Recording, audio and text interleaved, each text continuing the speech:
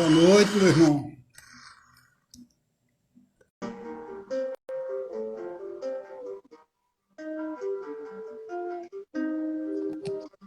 Boa noite, meu irmão. Boa noite, meu irmão. Como é que Como é que... está? Tô bem, e você, meu amigo? Graças a Deus, está tudo bem. Graças a Deus. E os trabalhos da Casa Espírita, como andam? Tá bom. Tá bom, graças a Deus. É um desafio e tanto continuar esses Exato. trabalhos, né, de modo remoto, não é, Marcos? Com certeza, Ian. Com certeza. É, a Pela... gente... é bom que todo mundo vai aprendendo junto, né, Marcos? A mexer nessa tecnologia, a interagir, perceber o melhor lado, a melhor forma de aplicação e de usufruto dessa tecnologia, não é, meu irmão? Com certeza. É um pouco difícil para quem não tem muita habilidade, mas a gente vai aprendendo. A gente não nasce aprendido, né? Não é? Não é? É, Verdadeiramente. Verdadeiramente. E, com e, certeza. e eu quero, de antemão, agradecer aí a oportunidade do serviço para estar junto ao público da casa, conversando um pouco sobre esse tema que nos é tão caro em relação à caridade para nós espíritas. Verdade. Então, Ian, desde já, eu que lhe agradeço em nome de todos os trabalhadores do Nova Luz. Seja bem-vindo aos nossos corações. Que Deus, que Jesus te inspire para que você, na noite de hoje, traga para todos nós a mensagem, a palavra que muitos corações famintos do pão espiritual necessitam. E com certeza, meu irmão, a gente agradece demais por você ter aceitado fazer parte para a gente.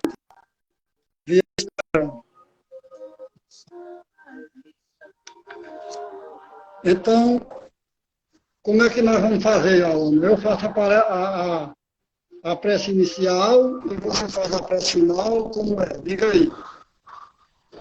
Pode ser. Você faz a prece inicial e você, ao longo da minha fala, Marcos, fique muito à vontade para fazer as complementações que você precisar, que você achar que são devidas, e para trazer para a discussão algumas questões que os irmãos que estão acompanhando possam colocar aqui de modo escrito. Eles vão colocando algumas questões, sendo o caso, aí você pode ir acionando essas questões, apresentando para a gente vai refletindo juntos a respeito de algo que eles perguntarem.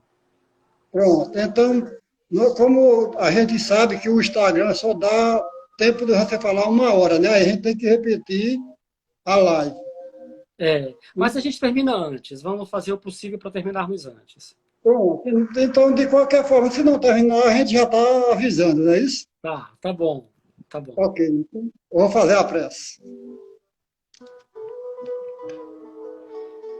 Deus, Pai de infinita bondade, muito obrigado, Senhor da vida, por mais esta oportunidade de transmitir, através dessa tecnologia, a tua mensagem renovadora que liberta, que acalenta os corações sofredores, que ora está passando em todo o planeta Terra.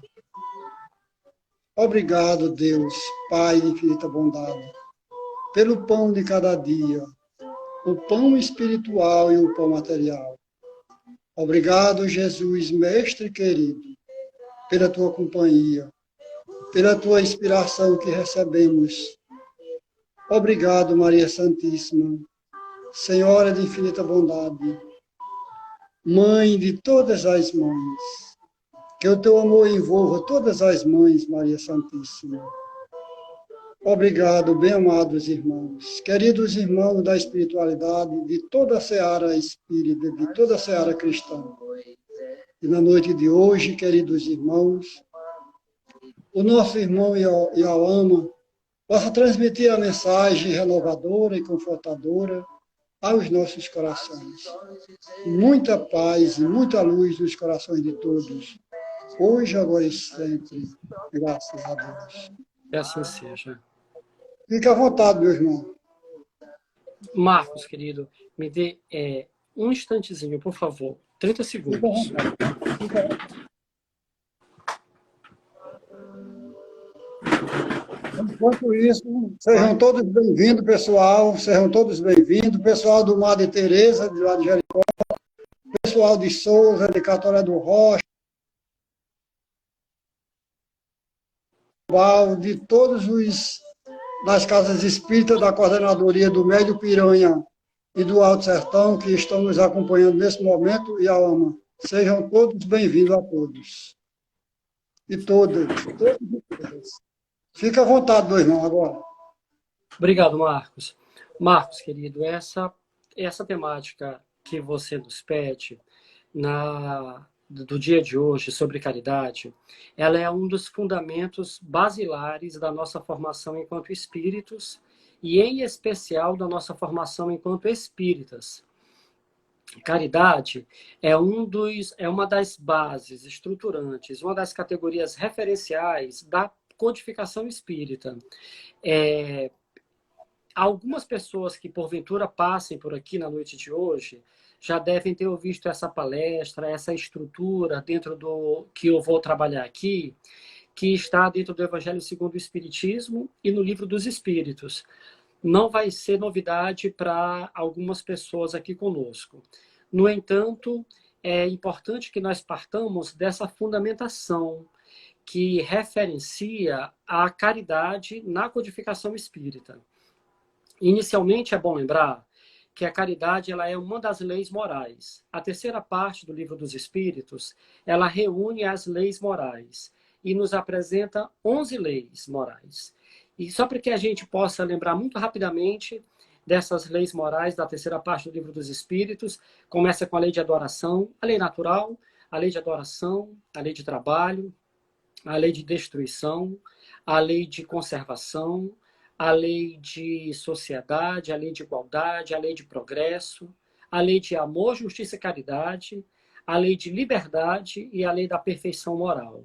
Então, os espíritos reúnem nessas leis morais e põem essas leis morais na terceira parte do Livro dos Espíritos como sendo uma das referências de formação espiritual para toda a consciência, à luz dos ensinamentos do Cristo.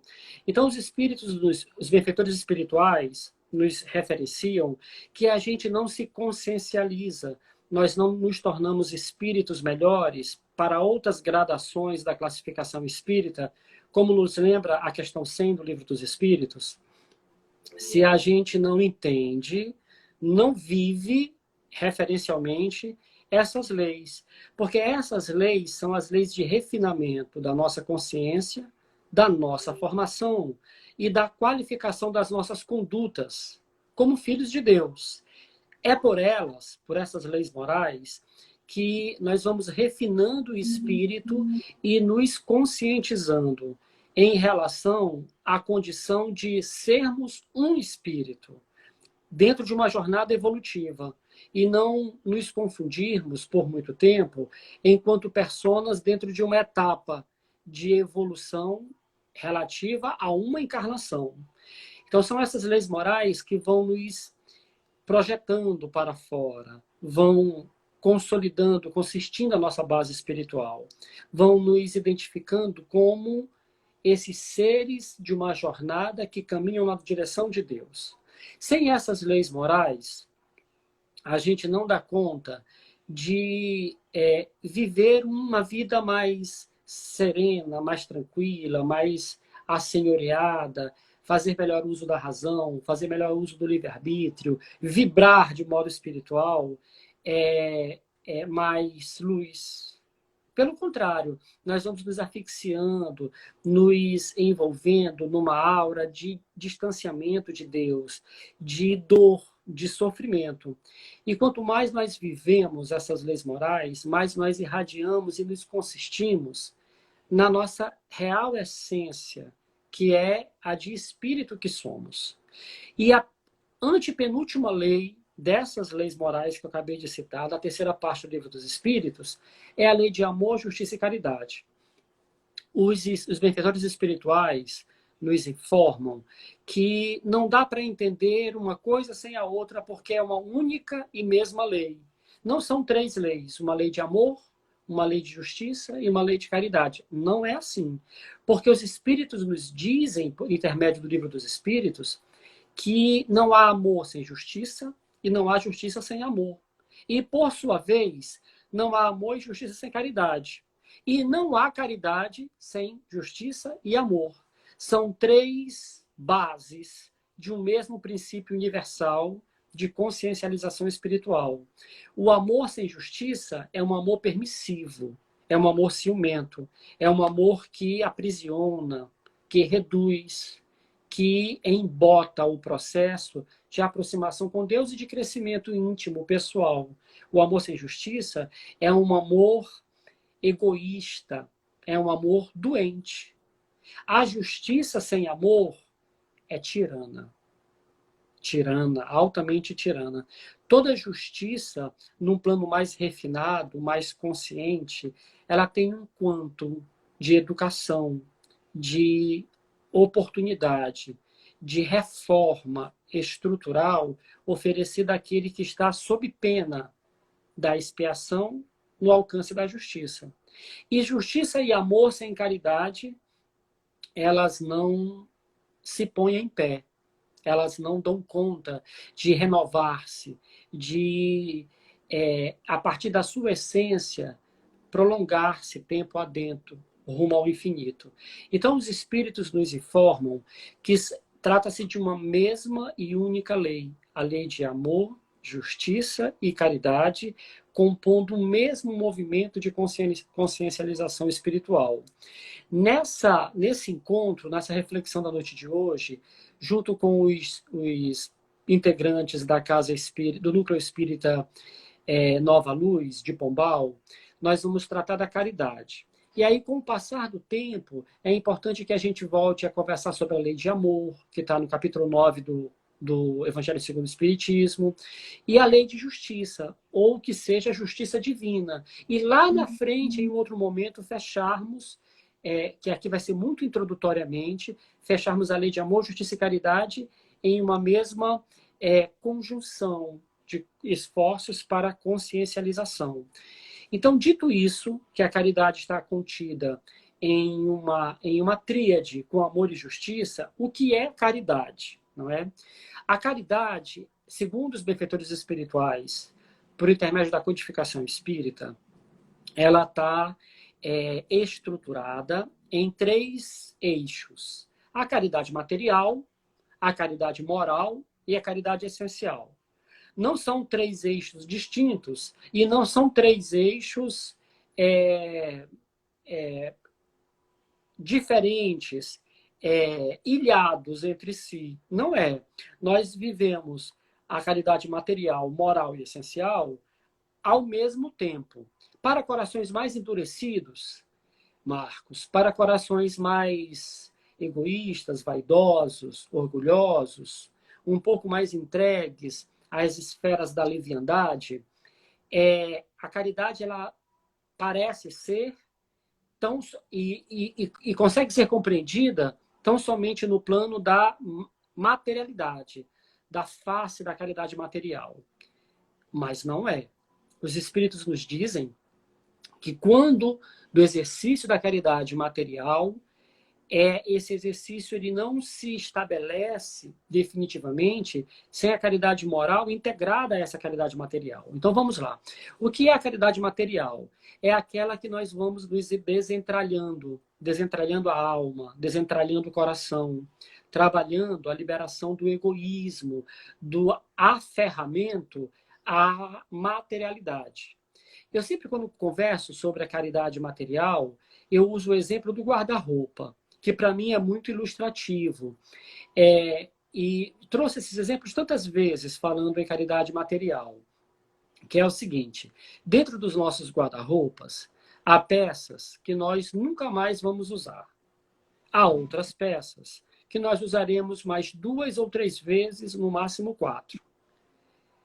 E há outras peças que nós usamos, que é a absoluta minoria das peças que lá estão.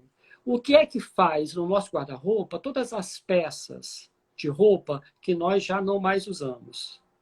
Porque os donos dela estão esperando por elas e estão precisando delas.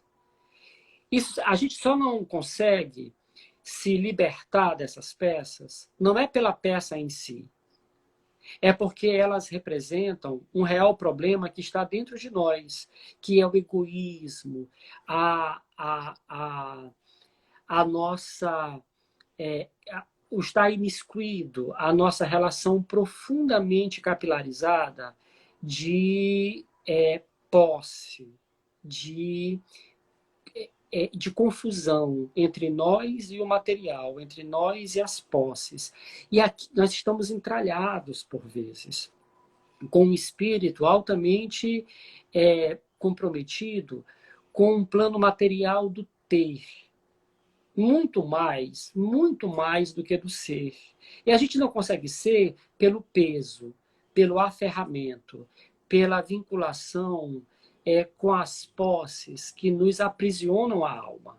Então, a gente, para quem não consegue tirar uma camisa que está sem uso no seu guarda-roupa e doar, não é porque está se livrando daquela camisa, é porque não consegue doar. Não consegue sair da órbita do seu próprio umbigo, não consegue ser para o outro um pouco do que Deus é para ele mesmo. Não consegue retribuir ao outro um pouco do que recebe dos céus. Não consegue desentralhar-se, não consegue enlevar-se em relação ao tornar-se mais leve. Não é a camisa pela camisa, não é o vestido pelo vestido, não é a peça pela peça. É a dificuldade que nós temos de desentralhar o coração do aferramento às posses que nos possui. Essas posses nos possuem. Lê do engano aqueles têm de achar que possui uma peça que não usa mais no seu guarda-roupa. É a prisão do egoísmo, é a prisão da materialidade, é a prisão da dificuldade do desapego que possui aquele que não consegue dar a camisa. Não é a camisa pela camisa, não é o tênis pelo tênis.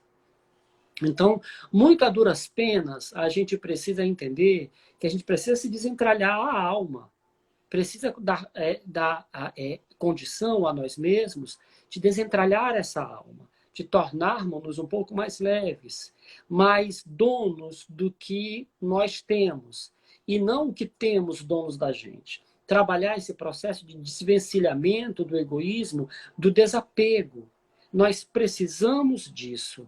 Sem desapego, a gente não consegue consciencialização nenhuma. As orações vêm, é como a gente pegasse assim um balde d'água, um jato de bombeiro, de uma mangueira de bombeiro, e a gente aspergisse água em um prédio em chamas. Vai lá dar uma placada no calor, nas labaredas, mas daí a um pouco mais de tempo, as labaredas voltam a reassumir a condição de incêndio que ela tem sobre o bem, sobre o imóvel que ela está acometendo. Sem essa caridade material, as nossas orações é um balde d'água num incêndio grande, grandíssimo, em um imóvel em chamas. Ela dá uma placada, dá uma planada, dá uma contida, mas ela não apaga a consumação daquele corpo, daquele imóvel, em relação à sua deterioração, à sua degeneração, à sua, ao seu definhamento. Então, a caridade material ela vai nos deixando um pouco mais menos entralhado, mais leves, um pouco menos escravos da materialidade. A Glória acabou de entrar, a nossa dirigente do Reencontro. É a nossa dirigente da casa em que eu trabalho. Glória, como todos aqui, seja muito bem-vinda. É uma satisfação imensa receber você. Então, Marcos, essa caridade material, ela vai nos chamando a atenção dessa necessidade que nós temos de irmos melhorando a condição evolutiva do espírito que somos. trabalhando o egoísmo, enfrentando a nossa condição de escravos da materialidade. Sem essa caridade material, pouco valem, mas pouco valem as preces que nós fazemos. Eu quero lembrar de uma passagem linda dos evangelhos, onde os discípulos dizem ao Cristo: Senhor, quando foi que te vimos nu e te vestimos? Quando foi que te vimos doente e te acolhemos? Quando foi que te vimos estrangeiro e te recebemos? Quando foi que te vimos doente e te visitamos, prisioneiro e fomos junto contigo? E aí Jesus diz: todas as vezes que vós fizerdes uma dessas coisas a qualquer um desses pequeninos, foi a mim que vós fizestes. Então Marcos, a caridade material, ela nos faz uma referência de que não só de preces, que é muito importante, que alimenta, que nos estabelece um processo de comunhão em relação a Deus, que nos desembaça os miasmas, os corpúsculos, que das formas pensamentos que estão sobre o nosso perispírito, asfixiando a respiração do fluido cósmico universal. As preces, elas são boas, sim, devemos orar. Mas as preces, elas não totalizam a nossa relação de fidelidade com Deus, de convivência, de relação, de aprofundamento da alma nessa comunhão com o Pai. É a caridade que vai nos chamando a melhor face, ao melhor lado dessa comunhão com o Pai. Eu amo. Tem um exemplo. Diga, Marcos. Tem uma mensagem aqui de Glícia, lá do Madre Teresa de Jericó. Ela diz que mais vale as mãos que ajudam que a boca que rezam. Madre Teresa de Calcutá. Sim, exato. A Madre Teresa, ela tinha essa referência, ela disse isso num discurso na ONU, inclusive, não é, que muito mais vale as mãos que ajudam do que os lábios que oram. Muito bem, Glícia, muito obrigado pela lembrança. Madre Teresa é um espírito luminar, de uma luminosidade imensa. Madre Teresa fez essa referência, nos mostrando que a fé sem obras é morta, não é, como nos lembra Tiago. Logo no iniciozinho da epístola, caminhemos. Tem um exemplo, Marcos, outro também, de um grande amigo meu, que depois de um certo tempo, ele entrou no sopão da Casa Espírita que ele faz parte. Fazia, já não faz mais da casa em questão. E aí ele disse: William, eu não entendia. Nessa casa fazia-se o sopão às sextas-feiras. Então, a gente não podia entrar com R$50. Por exemplo, assim, Glória, eu não era no reencontro. O reencontro tem outra linha de trabalho. Digamos, um exemplo só. Dizer para a dirigente: está aqui os R$50 e você compra carne, verdura para a sopa. Não podia entrar com dinheiro. Tinha que comprar a carne, levar para o mutirão do sopão. E durante a produção da sopa, rezava-se, cantava-se, entrava-se em comunhão com a mentoria da casa, tentava ali, de uma forma ou de outra, incorporar uma energização, um fluido, aquele alimento. Alguns pegavam a garrafa PET, cortavam na boca, a garrafa de 2 litros, e fazia a higienização da garrafa PET. Quando era por volta de 10h30, o sopão estava pronto. Colocava-se o tacho de sopão numa Fiorino, de um dos irmãos, saía-se para a Praça da República, lá em Belém do Pará. Aí fazia os irmãos em condição de rua, que estavam passando a noite no relento, aí o pessoal dava sopa aos nossos irmãos em condição de rua. Ele disse: William, eu não entendia porque quando eu fui dando sopa, e eu olhei o grupo estava uma quadra atrás de mim. Eu tinha feito uma quadra todinha e o grupo estava antes da metade da quadra anterior que eu tinha feito. Eu não entendia porque o grupo vinha tão devagar, com tanta gente para alimentar. Aí eu corri novamente no carro para pegar uma outra garrafa PET de sopa. Quando eu ia saindo da Fiorino, do baú da Fiorino, a dirigente da Casa Espírita veio e colocou a mão no meu ombro. Aí disse assim: o que você está fazendo? Ele disse: minha irmã, eu estou dando a sopa para os moradores em condição de rua. Aí ela disse assim, não, mas não é assim. Você vai dar a sopa e você vai conversar com ele, olhar nos olhos dele, fazer uma prece por ele, mandar um bom fluido, tentar, se for possível, toque nele, toque no ombro dele, converse com ele, pergunte pela família dele, escute ele, olhe no olho dele. Porque a gente não está aqui para encher estômagos, nós estamos aqui para aprendermos a trabalhar um encontro de coração para coração. Então ele disse, eu muito não tinha bom. onde enfiar a cara. Eu não tinha eu achei que o trabalho fosse dar comida a quem tem fome. Mas não é por aí. A comida, ela é a menor parte das necessidades que o trabalho representa para quem nele está. Porque a parte mais essencial dessa atividade está no encontro de almas, no encontro de corações, na emanação de bons fluidos, de uma oração, de uma conversa, de uma escuta, de olhar no olho, de conversar com o outro, de fazer referência à família. Então, esse exercício que ele passou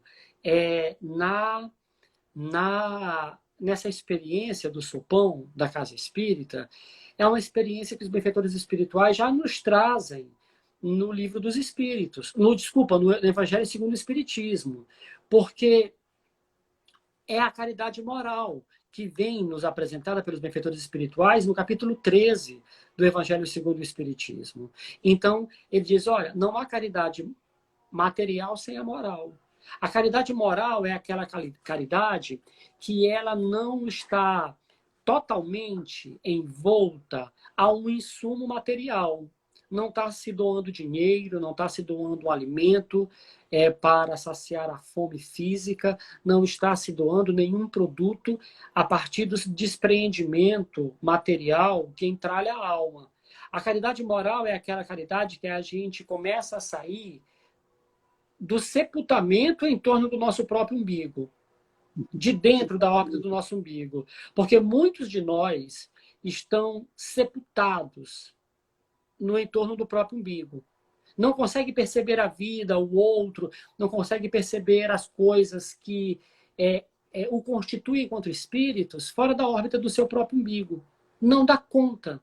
Não dá conta disso ainda, porque o processo de consciencialização desse espírito ainda está no padrão vibratório das feras, dos animais, da floresta.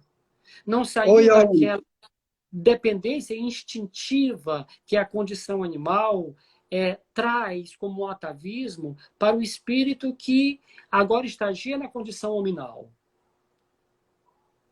viu, Alma? Por... Diga, Marcos. Interessante que o pessoal tão interagindo com você, viu? Estão gostando muito da sua palestra, estão interagindo Mas muito. fique à vontade, estamos juntos, fique à vontade. Então, então veja, Marcos, a caridade, às vezes as pessoas acham que não conseguem fazer caridades. Não, Marcos, eu não tenho dinheiro, não está sobrando dinheiro lá em casa para poder participar da sopa, do trabalho de caridade da Casa Espírita, não está.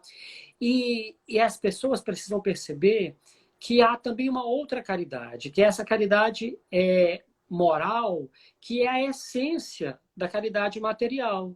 É quando a gente, por exemplo, faz uma prece pelo outro, que a gente dispensa um bom pensamento, um bom fluido, quando a gente evita um mau pensamento, uma monoideia que nos asfixia a alma, que nos embota o processo de respirar o fluido cósmico universal, que nos reduz numa esfera nebulosa, que vai nos vampirizando, nos reduzindo enquanto espírito, nos diminuindo em luminosidade e em frequência vibratória. A caridade moral é aquela caridade que a gente evita um mau pensamento, faz uma prece para alguém, participa com o tempo, doa de si em relação ao tempo, dentro de um processo sistemático de doação do tempo e do seu serviço para uma casa espírita, para um abrigo de idosos, para um abrigo de crianças, que a gente vive fora da órbita do nosso umbigo, onde a gente tenta sistematizar um tempo na nossa vida para que a gente não viva para nós mesmos, vampirizando a graça de Deus. Porque isso é um processo triste, porque existe um padrão vibratório na vida, que é o fluir. Esse padrão vibratório da vida. A natureza flui, o universo flui. Então, por exemplo, tem um outro exemplo lindo que os judeus dizem, que é o Lago de Tiberíades, que o pessoal falava que é o maior da Galileia. A Bíblia, inclusive, chama de Mar da Galileia. Naquela época, há 2.000 anos atrás, mais de 2.000 anos atrás, não se tinha o conhecimento, o georreferenciamento que nós possuímos hoje. Então, chamava-se de Mar da Galileia para o Lago do Tiberíades, que, na verdade, é um lago, não é um mar. Esse Lago do Tiberíades, ele nasce do degelo das colinas de Golã. Aí esse degelo ele vai saindo das colinas, vai encontrando outros afluentes e vai caminhando na direção do Lago do Tiberíades. Por onde a água passa, na direção do Tiberíades, tudo é vida. Tudo flui, tudo é verde, tudo nasce, tudo germina, tudo brota. No entorno do Tiberíades, naquela época, já naquela época do Cristo, tudo prosperava em agricultura, em alimento, em vida, tudo fluía. Travou, pessoal, a minha internet também travou. Vocês estão me escutando? Foi só a internet do Marcos ou foi a live inteira? Me escutam?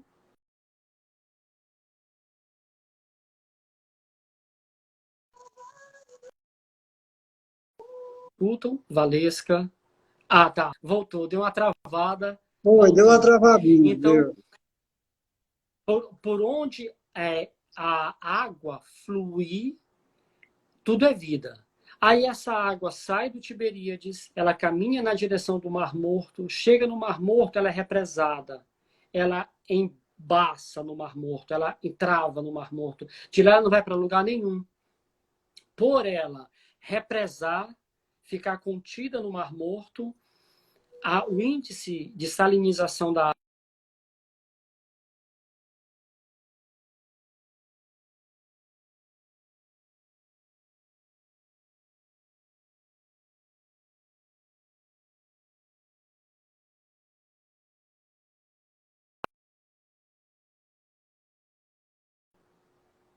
travou de novo, não é?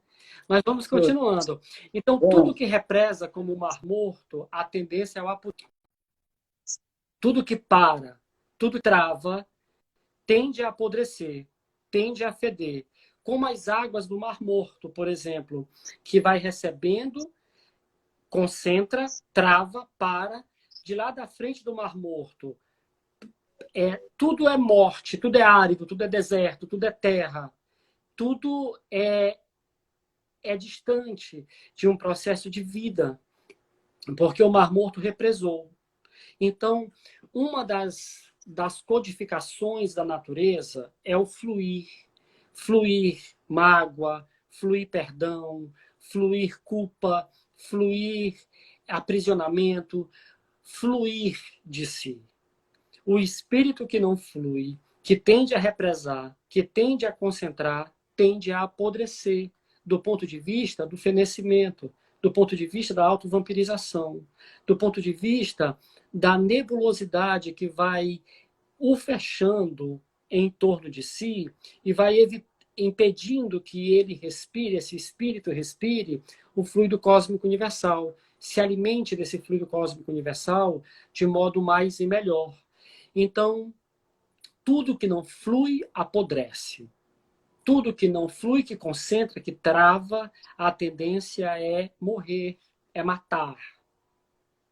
Então, veja que a caridade moral, ela também é esse processo da codificação do padrão vibratório da natureza, pelo qual se expressa a vida, que é a fluição, que vem pelo fluir. Então, a caridade moral é quando a gente tenta existir para fora da órbita do nosso próprio umbigo, em processo de concessão do tempo, do pensamento, da dedicação, do encontro, do entendimento. A caridade moral, ela... Ivan Cleidson, um grande abraço, querido. Seja muito bem-vindo também. Nós estamos aqui, Ivan, numa reflexão sobre a doutrina espírita, sobre caridade à luz da codificação espírita. Seja muito bem-vindo. Em Mateus 5,44, Marcos, Jesus ele coloca o cerne da caridade moral. Ele diz assim, Mateus 5,44, bendizei aquele que vos maldizem, fazei o bem aos que vos odeiam, orai pelo que vos maltratam e vos perseguem. Então, a caridade moral é aquela caridade que nós vamos vivendo do nosso coração na direção do outro em relação à benevolência, em relação à indulgência, em relação ao perdão, à compreensão, o entendimento, um esforço de não entender o outro à luz do que nós somos, dando ao outro, reconhecendo o outro o direito de ser um autêntico outro. De fato, Cida, a caridade material é muito, muito mais fácil. E a caridade material, ela precisa representar o desentralhamento da alma. Porque não é só, por exemplo, a pessoa chegar na porta da nossa casa e dizer assim, ei, eu estou pedindo uma esmola. Agora voltou, né, esses tempos de crise estrutural aí, voltou as pessoas pedirem às portas. Isso já não existia, mas voltou com muita ocorrência. Então, nós espíritas sabemos que não é só dar uma cesta básica, não é só dar uma sacola de alimento. A gente leva a sacola de alimento, chega e pergunta, como é o seu nome? A senhora é de onde? A senhora tem filhos? A senhora tem conseguido hoje? Como é que a senhora faz para levar esse alimento para a sua casa? Então, enquanto a gente conversa, a gente manda uma boa prece, a gente emana um bom fluido, a gente olha no olho da pessoa, a gente conversa e escuta a pessoa, porque a gente precisa ser para o outro e sempre o outro, porque o outro é a referência de encontro com Deus. É a essência da referência do encontro com Deus. Porque, veja, às vezes a gente acha que o nosso encontro com Deus, ele é resultado do volume das nossas preces, da intensidade das nossas preces. Não é, também ajuda, mas o encontro com Deus é o encontro com o outro, com o irmão, com aquele que está ao caminho conosco. Ser para o outro um pouco daquilo que Deus é para nós, que a espiritualidade é para nós, que a graça do Pai é para nós. Nós não podemos vampirizar a graça celeste, porque a gente recebe saúde, recebe inteligência, recebe amparo, recebe amor, recebe providência, misericórdia, perdão. Aí quando chega na gente, o fluxo desse fluir na direção do outro, como está? Porque se a gente não passa para o outro um pouco desse fluxo do recebimento das graças, a gente vampiriza as coisas do alto. Vampirizando as coisas do alto, a tendência é fenecer. A tendência é instabilizar-se, é adoecer espiritualmente. Pela falta de respirar esse fluido cósmico, pela falta desse alinhamento, por essa dispersão de energia, por essa baixa desintensificação do padrão vibratório dos espíritos que somos. É um embotamento da consciência, adoece o espírito. Nós precisamos fluir para o outro um pouco da graça, um muito da graça, na proporção da graça que nós recebemos do Pai. Nós não podemos ser, para a condição humana, o que o Mar Morto é naquela região para a fruição da vida. Para a fruição da vida. Né? Então, a caridade moral é essa caridade que a gente cala quando o tolo fala. E são os benfeitores que dizem isso no capítulo 13. A gente cala quando o tolo fala. Então, há irmãos que estão aguerridos de um espírito combativo, de um espírito de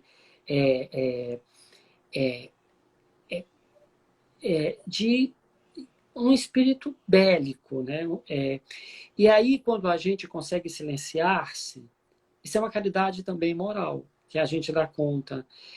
Porque a gente precisa entender que a gente nunca sai de uma confusão com o mesmo estado de ânimo que a gente entrou nela.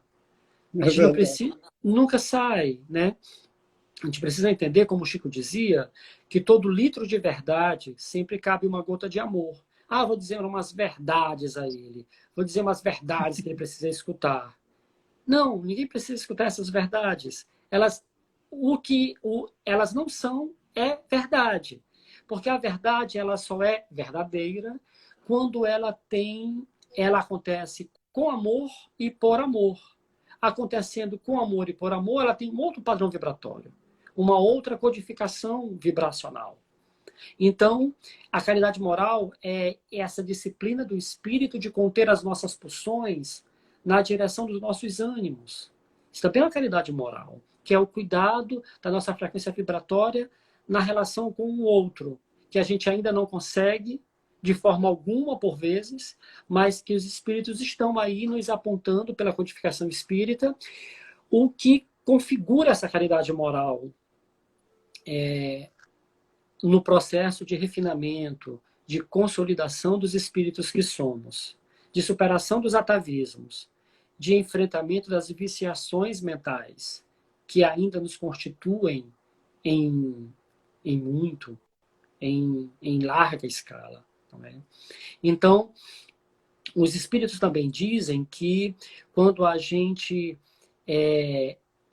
não caçoa, quando a gente evita a maledicência, e a maledicência ela é um problema gravíssimo, gravíssimo. A maledicência, para os irmãos aqui conosco na sala, que não sabem ao certo o que se trata, é falar mal da vida alheia, né? Falar mal do outro, em qualquer intensidade, em qualquer tempo, em qualquer frequência, em qualquer fluxo de ocorrências. Ah, não falo todo dia mal das pessoas, falo uma vez perdida, é maledicência.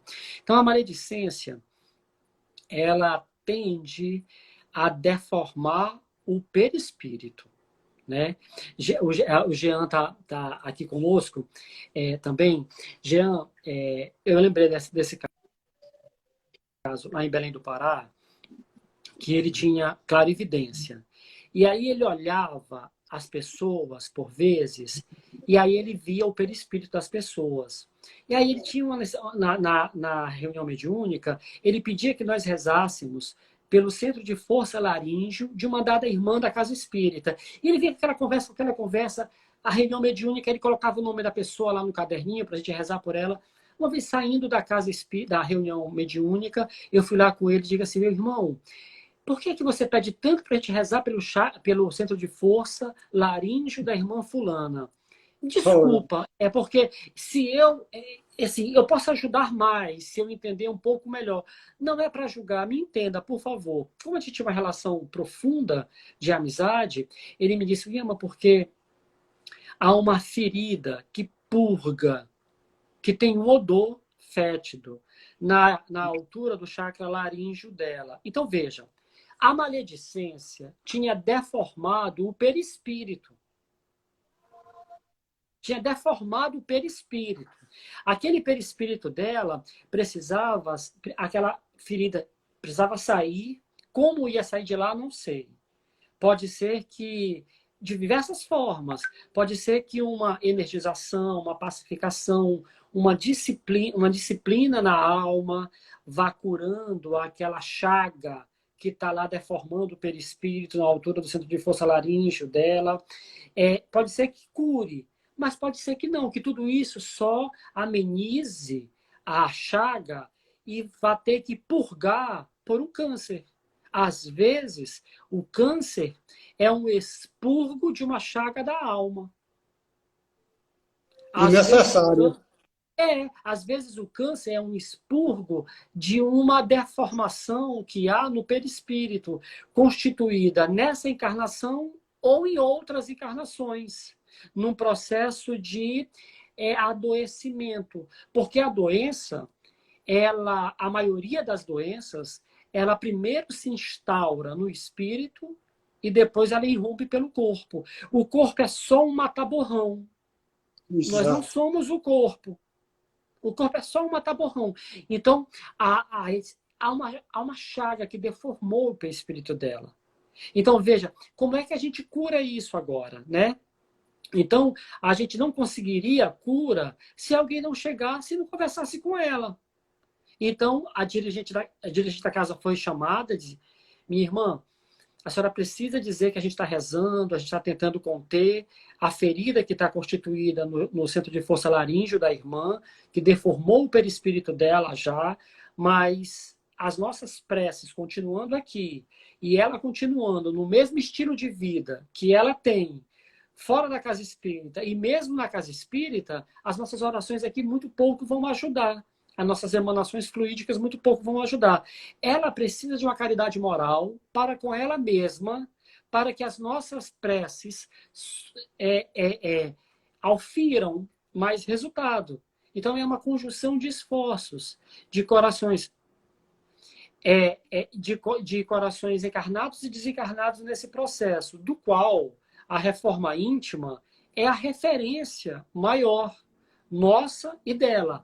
Ninguém está se querendo e podendo ser juiz do próprio irmão. O nosso, Mas o nosso, o esse, nosso esse irmão, chama. o nosso irmão Jean está dizendo que o espírito é a causa de todos os males físicos. Boa, Jean. Muito obrigada pelas contribuições, Jean. Sempre. Muito obrigado pelas contribuições. De fato. Então, veja, a cura, não é, Jean? A cura é para o espírito. A cura é do espírito. A cura não pode ser do corpo. A gente não pode rezar pela cura do corpo. Faz parte a cura do corpo. Mas essa cura, ela é, em essência, necessária ao espírito. Nós, como espíritas, temos essa necessidade de compreensão.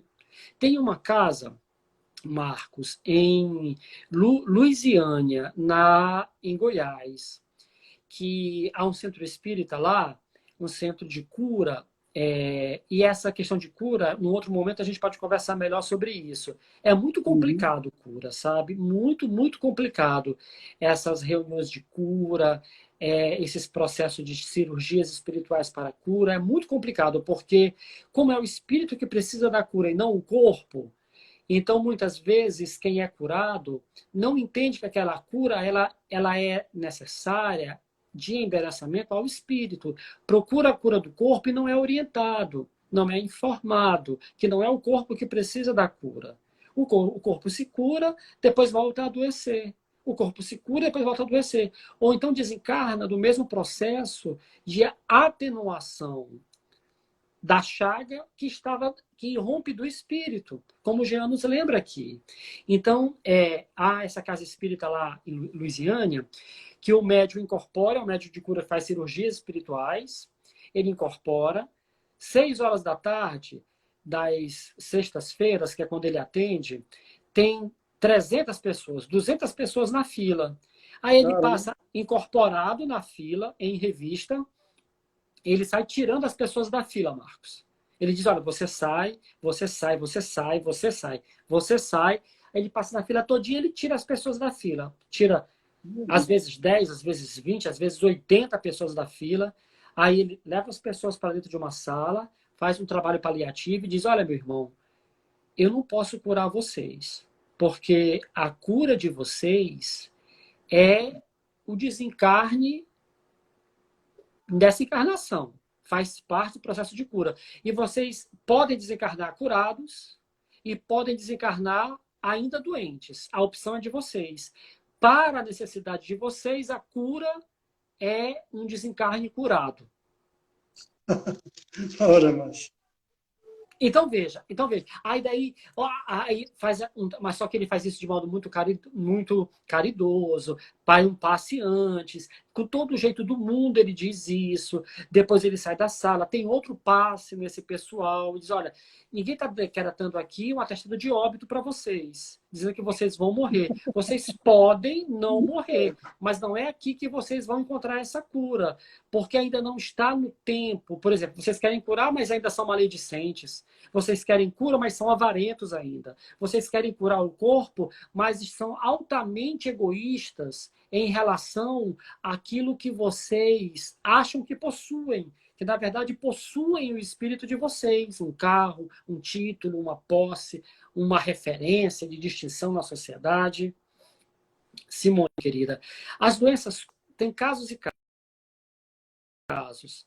Não há uma única fala, referência para todas as doenças crônicas. As doenças crônicas podem ser chaga do espírito, elas podem ser um processo de adoecimento psicossomático, elas podem ser uma somatização em Alana, relação ao que a pessoa esteja passando. Tem uma pergunta aqui, Alana. Tem uma pergunta que eu vou ler para você, viu? Por favor, Marcos.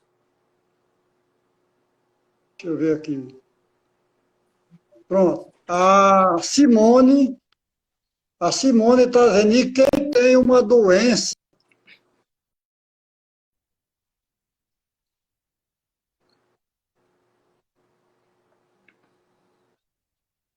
Pronto, olha só. Boa.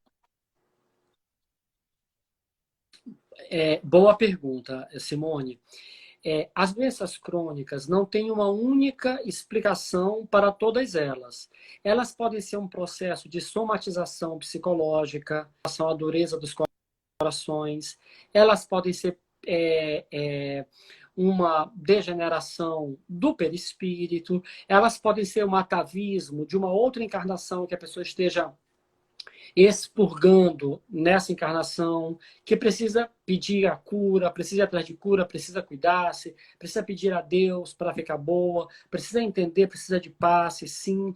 Não é porque a pessoa pega uma doença crônica que a pessoa vai entregar-se, porque a vida precisa ser defendida com todas as possibilidades que a gente, de modo lícito, conseguir dar conta. Então, há vários motivos. Cada caso é um caso, que varia desde um atavismo encrostado no espírito, expurgando agora nessa encarnação, ou até um processo de somatização, que a pessoa vai levando para dentro do coração pela autoculpa, pelo não perdão a si, pela dureza dos corações, pelo processo de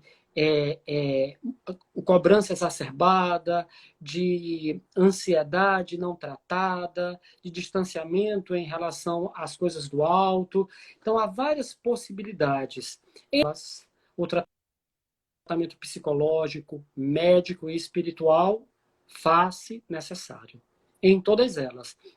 Ninguém se cura só espiritualmente, ninguém se cura só medicamente, cientificamente, porque a ciência pode ir lá e aplainar e atenuar os efeitos de uma dor da alma expurgado pelo corpo. E a causa fica lá, a chaga fica lá, instaurada no espírito.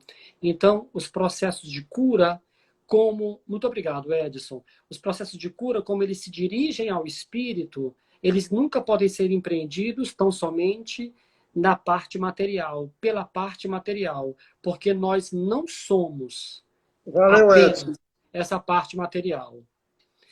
Então, pessoal, eu não sei como é que vocês aí gostariam que nós fizéssemos. Voltássemos para a live, depois que ela caísse, finalizássemos. Edson está dizendo que tem 10 minutos. Edson está dizendo que tem 10 minutos.